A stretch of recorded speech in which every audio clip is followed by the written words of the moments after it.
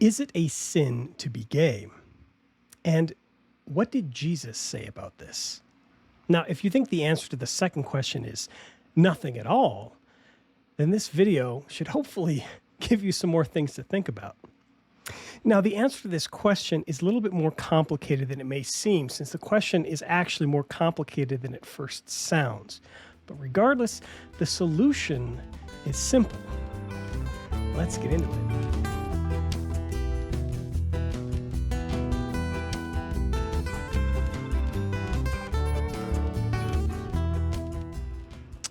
The complication in this question is that it often encompasses two different ideas at the same time. First, is it a sin to participate in homosexual activity? Second, is it a sin to have homosexual inclinations or temptations?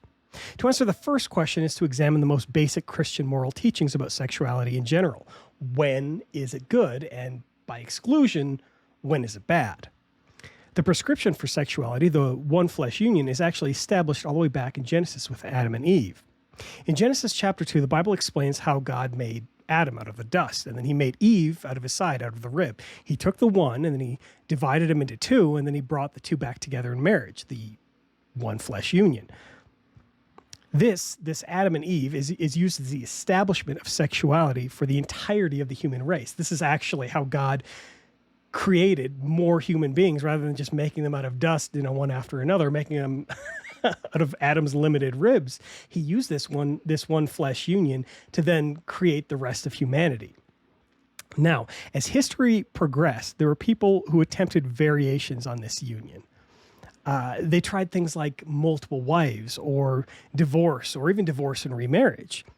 These things are sinful and went against God's prescription for marriage. This is not what God created marriage for. But these are also things for which God prescribed remedies to minimize the damage of sin. He didn't condone the deviation from the established union of man and wife, though many Israelites decided to deviate sinfully. Just because they did it, however, just because people in the Bible did something, doesn't necessarily mean it was a good thing. There are also specific passages in the Old Testament which describe specific examples of particularly heinous deviations from the one-flesh union, such as the taking of another's wife, same-sex activity, or even abuse with animals. God calls these things in some passages abominations. Now, it's important to understand and to remember that the God who laid out these laws in the Old Testament is the same God in the New Testament. It's not, there's this angry God, this vengeful law God in the Old Testament, and this nice hippie Jesus in the New Testament, and they've got nothing to do with one another. It's the same God. So you have to look at them and say, okay, how does this carry forward? How does this carry forward in history between the Old Testament and the New Testament if we see this as the same God and the same sort of will? The problem is that many of the Old Testament laws were specific to the people to whom they were given, such as the specific commands for the Israelites, people under a certain covenant, which has since ended. It was fulfilled by Jesus' perfect life, death, and resurrection. This old covenant with the Israelites, the Mosaic covenant. There are things like purity laws and sacrificial laws. Don't touch a dead body, and if you do touch a dead body, this is how you have to be purified, and you have to sacrifice doves, and you have to do this when you sin, and guilt offerings, and all of these specific commands like tithing.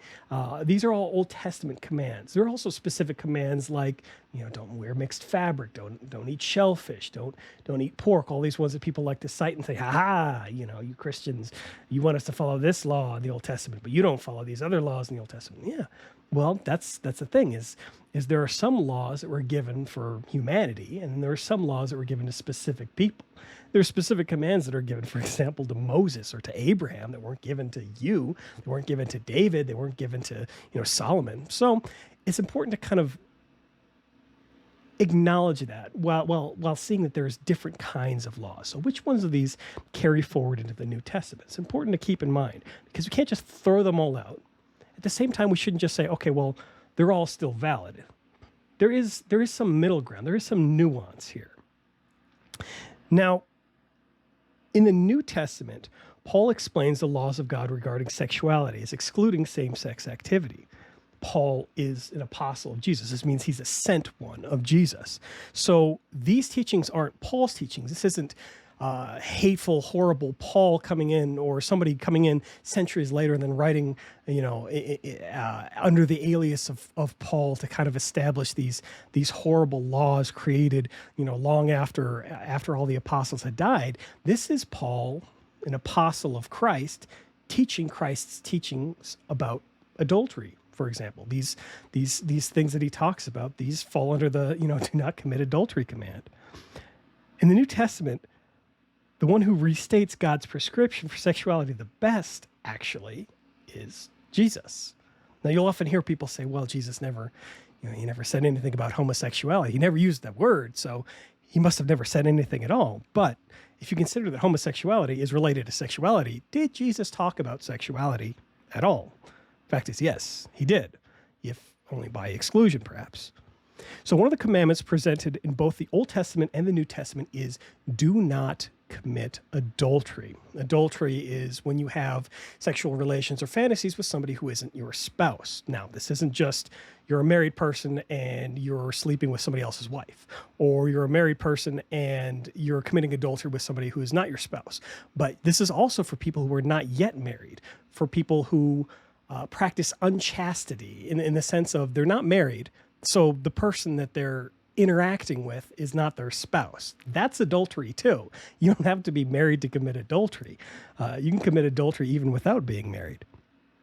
Anyways, one of the commandments in the Old and the New Testament is do not commit adultery. So Jesus restates this law to demonstrate that it is still present in the new covenant. So there are things in the old covenant that don't carry forward into the new covenant. The fact that he restates this law shows that he is carrying it forward into the new covenant. Matthew chapter 5, verses 27-28 say this: "You have heard it said, 'You shall not commit adultery,' but I say to you that everyone who looks at a woman with lustful intent has already committed adultery with her in his heart." This is Jesus talking, the red text part. So we know that God's law against adultery is still present. This command that he gave all the way in the Old Testament is still present in the New Testament. Now, as I mentioned before, adultery is not just a married person. Somebody who is single can commit adultery as well. It's having relations or fantasies about anyone, or I would say anything, that is not your spouse. And if you're not married, then nothing is your spouse. No one is your spouse. So any of that is adultery. According to God's prescription for sexuality, sexuality is good. It's morally good, but only in the context and only in the confines of marriage. So again, any sort of sexuality outside of marriage is adultery. But sexuality within marriage, this is what God has consecrated. This is what God has given. This is the one flesh union that God has established with Adam and Eve and with marriage. That kind of begs the question, if that's the case, then what's God's prescription for marriage? If God says sexuality is limited to marriage, what's marriage? Well, again, this is established all the way back in Adam and Eve and reinforced throughout the history of the Bible. But Jesus, again, clarifies this question. In Matthew chapter 19, verses 4-5, Jesus says this: "He answered, 'Have you not read that he who created them from the beginning made them male and female? And he said, therefore a man shall leave his father and his mother and hold fast to his wife, and the two shall become one flesh.'" So Jesus is actually quoting the Old Testament, establishing the principle of marriage from Genesis chapter 2, verse 4, where Adam and Eve's union is used as a foundation for marriage. Adam looks at Eve and he says, "Finally, this is bone of my bone and flesh of my flesh." And then that's used as, this verse is what follows. This is the establishment. Therefore, or because of this, because of Adam and Eve's union, this is what marriage is. Because of Adam and Eve's union, a man shall leave, therefore a man shall leave his father and his mother and hold fast to his wife. Because of that establishment in Genesis, according to Jesus, this is still valid. This further is restated elsewhere in places like Ephesians chapter 5, where marriage is a portrait of Christ and the church, the groom and the bride, the perfect union, one male and one female. But even with all of Scripture testifying to this, according to the words of Jesus alone, if you just wanted to take the red text and say, well, Jesus never says anything about this topic, according to Jesus' words alone, these three things are clear. First, Adultery is a sin. Second, all sexuality of thought or deed outside of marriage is adultery. And third, marriage is defined by the union of Adam and Eve, one man and one woman, husband and wife.